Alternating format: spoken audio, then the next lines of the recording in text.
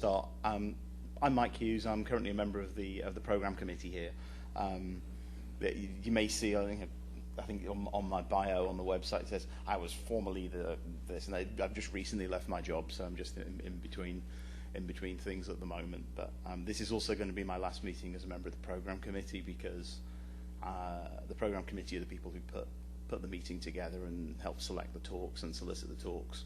And we're only allowed to serve for a maximum of 4 years in any one time, and then we have to actually take a year or two off and go and do something else so that we don't sort of become stale, which is a really good idea. But that does mean this is also my last meeting as a member of the program committee. I volunteered to do this because I wondered for people to try and get the best out of a NANOG meeting.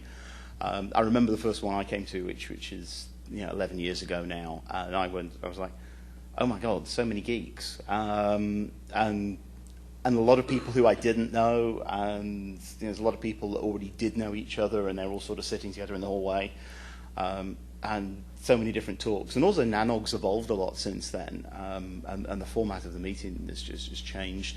And some things that I think feel second nature to people that have been around for a long time aren't second nature to somebody who's new. So. We'll start with a straw poll. So hands up if this is your first NANOG meeting. Yeah, most of them. That's good, yeah. Okay, this won't be quick. Keep them up if you are on the mailing list. Okay, so yeah, about sort of 60% of you are on the mailing list. And hopefully those of you who didn't keep your hands up can join the mailing list later and find out why people would still want to run RIP v2, which has been a recent thread. I was actually talking to somebody over breakfast about why you would still want to run RIP v2, and I gave them a use case from about 10 years ago where I actually did run RIP v2, and then exported it into an EIGRP process, and it was quite unholy. But anyway, have you been? Most of you who are new, have you actually been to a network ops or sysadmin type meeting or conference something like this before? Yeah, a few. Yeah, okay. And then the other one is, are you local? Put your hand up if you're local.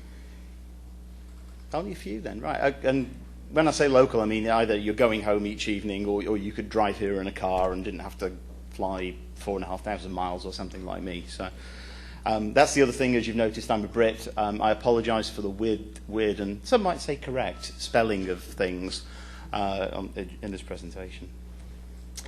So what are folks looking for when they come to NANOG? Well, hopefully they're coming to hear about some interesting stuff. They're going to hear some interesting talks, maybe see some stuff that things they haven't considered themselves before that they can take away and use in their day-to-day work. Catch up with folks that they know already. So there's already a lot of people who do know each other, and they come here to network and meet with these people that otherwise they just they wouldn't get to see. They put a face to the name that the people that they're dealing with over email. Meet new folks. I mean, that's really important. I think that's a big thing at NANOG, is to go out and meet new people in your line of industry and exchange ideas. And then the really important one here is drink free beer. There's a lot of free beer, and I think there should be enough free beer for everybody this week. And then the other thing is do business. A hell of a lot of business is done here at a NANOG meeting. So you see people sat and you think these guys, they're all skiving off. They're all sat outside in the hallway drinking coffee. Why aren't they listening to the talk? And that's because they're here to do business. They're here to meet with people that they've arranged to meet them, and they're both going to be in Atlanta, and they're going to get together and they're going to do business, and they're going to be doing some deals, or maybe a green peering or a green depeering or whatever. But people are actually here to go and do a lot of business as well. So they're not going off into huddles and ignoring you or skiving. They're actually still here to do work. And the hallway conversations are a huge part of what NANOG is. So meeting organisation and how it's set up. Pretty much, if you look at the agenda, you'll see that we've got tutorials. Those are sort of more somebody imparting experience to you or knowledge that they've gained through the course of their career. So I mean, Phil Smith in the back of the room, he's going to be giving his BGP tutorial, and we've not had that on the agenda for quite a while, so here's your chance to hear from Phil, who's got many years of experience in the industry, talking about BGP techniques, BGP tuning techniques for your network. So tutorials are more about either new stuff that's come along or how to get the best out of existing stuff, and it's very much a teaching type environment. Tends to be a smaller room as well, so you can get a bit more interaction going if we can. And those happen on a Sunday mostly, so those are going to happen during the course of this afternoon. Tomorrow, then we go into what's called the general session, which is the big ballroom down the hallway. We can get everybody in there, all 500 or so attendees that we've got here. What was the latest count on attendees, Andy? Do you know? 450, yeah. So that's actually not bad. Not as huge as the last meeting in San Fran, which was over 600. But that's actually pretty good. So yeah, we've got the big ballroom. We can get everybody in there. And those sort of talks they're more like people talking about their experience or something that they're doing that's new, or new technology that's being deployed. I know there's a lot of talk going on about Lisp and those kind of things this meeting. And there's also obviously been a lot of focus on things like V6 in recent years as well. The other thing that we have is tracks and buffs, and that's when we all split up into smaller, sort of more focused groups that are into specialist subjects. Those sort of happen later on in the afternoon on the Monday and Tuesday. Tend to be, again, smaller groups. The peering buff is quite legendary, so if you're into peering and interconnection, stick your head in there. That can be quite entertaining. But it tends to be more sort of special and sort of focus groups. The other thing that we obviously got is the beer and gear, which is a big sort of evening social reception tomorrow. We've also got events and socials, so you guys can actually get out of the hotel, see a bit of Atlanta, like we're going to go to the aquarium tonight, hopefully, and network with people and enjoy yourself. Open seating, formerly known as the terminal room, because it actually used to have terminals in it if you go back about 15 years. But that's where you can go and sit and get some connectivity, get a bit of power away from the general session hall, and maybe just chat to people and do whatever. And then obviously, so that you guys are catered and fed and watered, there's breaks and lunch and things like that. So who is NANOG? Well, right now, you guys are NANOG. You've come to the meeting. You are NANOG. There is, right now, no society, no association, no anything. By coming to the meeting, by being on the mailing list, you're part of NANOG. It's a community. This isn't a conference where a bunch of people in suits come up and talk about stuff. You're part of this, and you get a say in how it's run too. By coming to the meeting, you get to elect the steering committee who actually are responsible for the overall guidance of NANOG. And if you're interested in that, there's a community meeting later this afternoon. And everybody is welcome. Everybody's welcome to come to that and get involved in how NANOG is run. So, administrivia. Name badges. This is Ren Provo. She has blue hair at the moment, so you can't really miss her. And this is a bit of an old photo, but she's modelling the full range of NANOG name badges, of which there are many. And she appears to have a beer in her hand as well, which I think is pretty much normal. So, name badges, they look like this. If you have an AS number, they have an AS number on them, and they have your name, hopefully, in bigger letters than your affiliation, and it may say which NANOG meeting you're from. We've got them on nice short lanyards today, so that your name is actually where somebody looks, rather than down by your belly button. It felt a bit like you were being strangled the first time I put them on, but it's good. And then also everybody has different coloured name badges. Well, not everybody, but some people do. And that's because they're important people, or they like to think they're important. So the blue ones are the steering committee. Those are the people that are responsible for guidance and steering and making sure NANOG's going in the right direction and doing stuff that's useful. And then yellow, so people like me, they're from the program committee.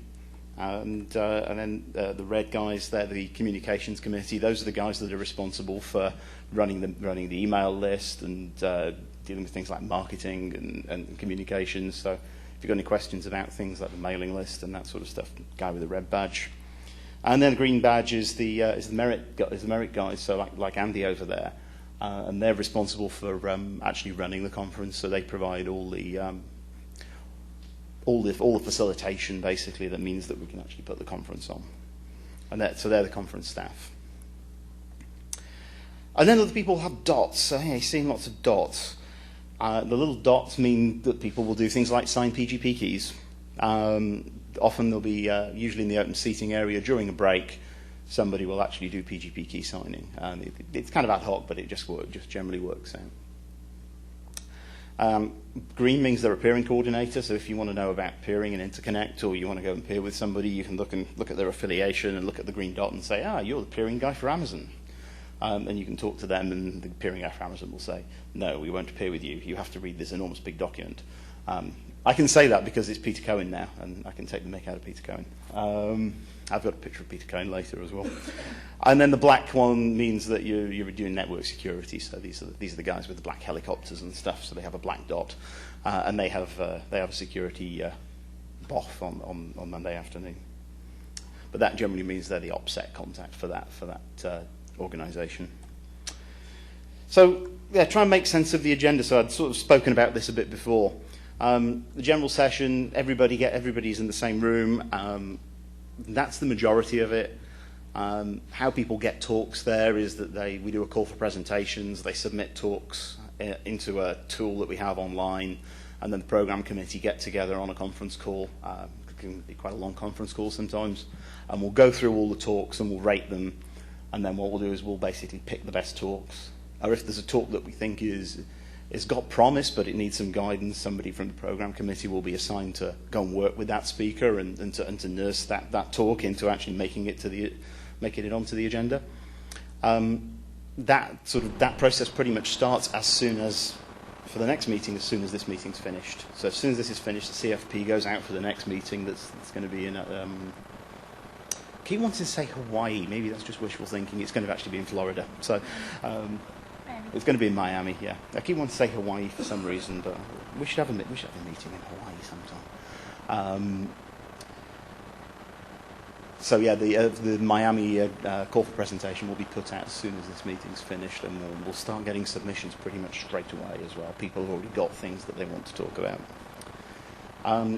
Can be pretty much anything to do with network operations, building networks, protocols, you name it.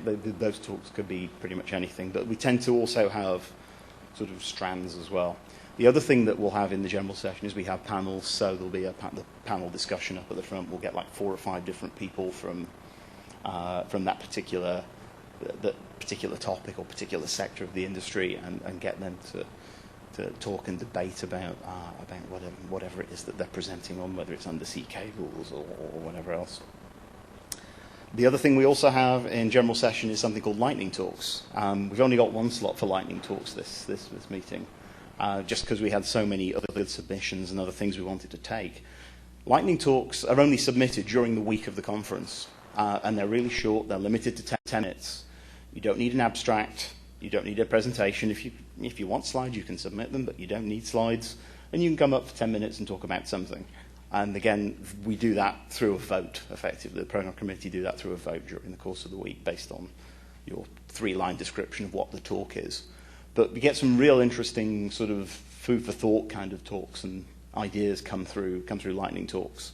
And it's a really easy way of participating as well, because you don't have to do tons of research, and you don't have to do loads of preparation, and you don't have to think of how the hell am I going to stand up here for 45 minutes and talk about USB keys or something. It's really short, and just very quickly you can get your point across. Spoke about BOFs and tracks and the tutorials, and the other thing that always kind of said to me is, what the hell is a vendor collaboration room? So anyway, I'll come on to that later. So lunch, it says in the agenda it's on your own, but you don't have to sit like this little kid here on your own and eat your lunch on your own. It's just not catered. There's plenty of stuff within a couple of blocks. There's 90 minutes allowed, so there's time for you guys to go out and get back. We also deliberately moved lunch a little bit later so that you weren't going out at noon with everybody from the offices. At one point, lunch used to always happen at noon. So all these 500 and odd people would all pile out of this hotel, or whichever hotel we're in, and then just try and get in all the sandwich shops and the bars and the cafes and everywhere else around there, along with all the office workers. It was just overwhelmed, and the person that was on after lunch, they would always be talking to a half-empty room because people still hadn't got their lunch yet and were still sort of dribbling back into the room. So we've extended lunch. It's 90 minutes long now, and it's a little bit later. And there's plenty of stuff just within a couple of blocks. So if you get your web browser out, go to nanog.org. There's a link off there for the local information from the Telex guys for NANOG 50, and they've got a list of plenty of places you can get lunch during the next couple of days just within a couple of blocks. So tracks. Which track? We used to call them BOFs, BOF being a thing called the birds of a feather, which is people with a common interest. But it's become, BOFs were kind of like ad hoc, and kind of the idea was that they would discuss things that didn't come up regularly. What we found is some things that were BOFs were coming up pretty much every meeting, and there was interest in them coming up every meeting. So they've sort of become tracks in their own right. So we break apart into these different tracks. Peering, security. There's a track on OpenFlow this meeting, which is an interesting technology, particularly if you're in the sort of R&E environment. But I think it's great from a network ops perspective as well, because it gives you a sort of like a little API into how switches work under the skin.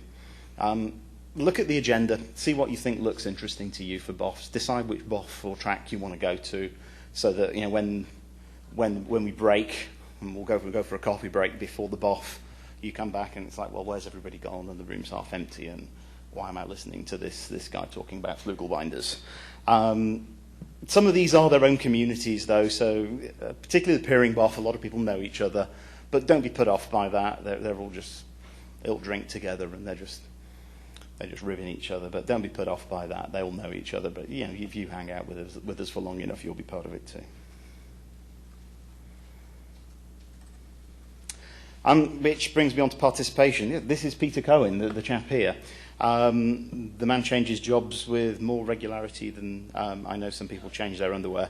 Ask questions. There's mics around the room. Don't be put off. There's a mic here even. Don't forget it's being webcast. So there's a lot of people sat at home or sat in their office that are watching NANOG on the machine. So state your name and state your affiliation when you come up to a microphone. If you don't have an affiliation, say you don't have one, or you are just a concerned internet citizen. But do come up and ask questions if you've got questions. And I don't think any question is that stupid. No question is too stupid. And what you will find is when something comes up that is quite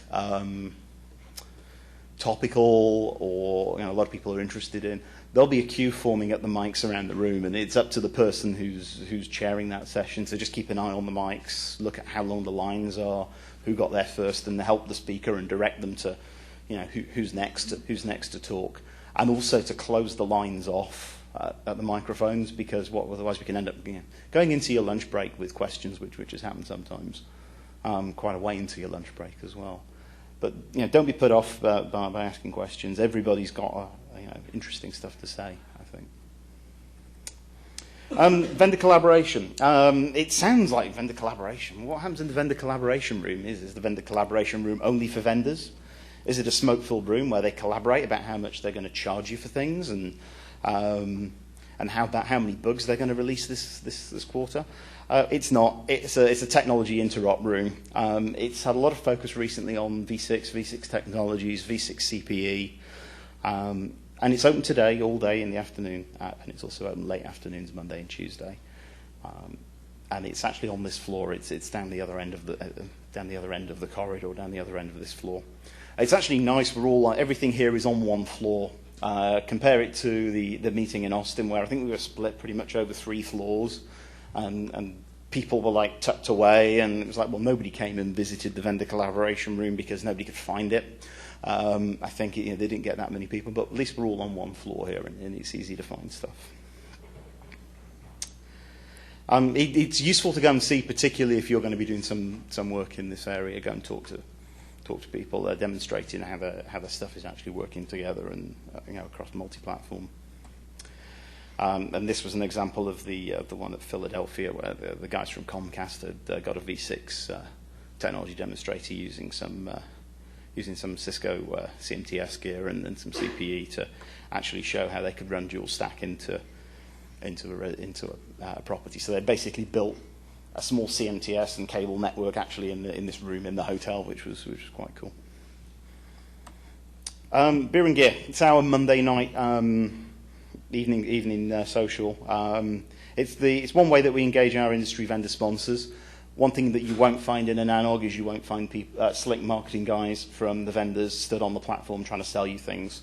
We're really careful to try and make sure there's no marketing gloss in the slides and that it's actually just real technical substance.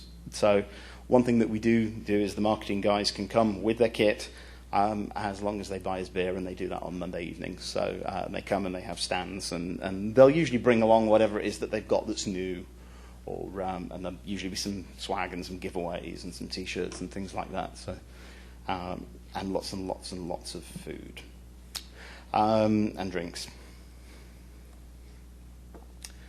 As I said, it's not all about the talks. It's a big chance to meet lots of other folks. So yeah, if you've not done it already, go online, look at the attendee list, and if you think there are people from specific organizations you need to go and see, go and find them. Ask questions all the time, because I think that's the way you get involved and participate. And network in the hallways and enjoy the socials. That's the other thing. Come to the socials and enjoy the socials. We won't make you sing like Monica here. I mean, she got up on stage with the band in San Francisco and sang. Everybody's welcome. There's something going on every night, and like I said, we promise not to make you sing, unless you really want to. The other thing is, what you've got to say really matters to Merit and to the steering committee and to the program committee and everybody else that put NANOG together. It's your meeting, so there's a survey for each day. Tell us what you think is important and what matters. And again, cool swag. There's usually prizes to give away with every survey. And then tomorrow, so Kat here, who's disappearing through the wall in platform 9 3/4. She's trying to get on the Hogwarts Express, but didn't really manage it. Anyway, she's running the Newcomers Breakfast tomorrow morning from 8:30. There'll be more people here tomorrow morning, and you'll also be able to meet the NANOG organisers. So you've got guys from Merit and the program committee and the steering committee and the marketing group to talk about their work as well, and free breakfast as well, which is really good. Do you want to say anything about that, Kat? Yeah, you'll get to meet members from each of the different committees. They'll also talk a little bit about the election process, since we are in an election meeting with this one, and a little bit about Erin too, since it's also a joint meeting with Erin. So you'll get to meet somebody from every different section of NANOG. Just out of interest, how many people are staying for the whole week and staying for the Aaron meeting as well? Quick show of hands. Yeah, okay, about a quarter, yeah. Unfortunately, I can't stay. I've got to go back on Wednesday. I don't have a job and I'm poor now. I have to pay my own way, so I can't expense everything. So I'm going home on Wednesday. So that's cool. But yeah, what we do each year is we get together with Aaron and we in the fall meeting, and we'll have a week-long joint meeting. So and it's a slightly different format on the Wednesday, just the Wednesday really. So yeah, I said ask questions. Has anybody got any questions? I just wanted to sort of say this is the meeting, this is how it hangs together, and I hope it was useful. It's the first time we've done this, so if you think it's useful, let us know, and if you've got any suggestions, again, let us know. Otherwise, go forth, enjoy, drink coffee. Thank you.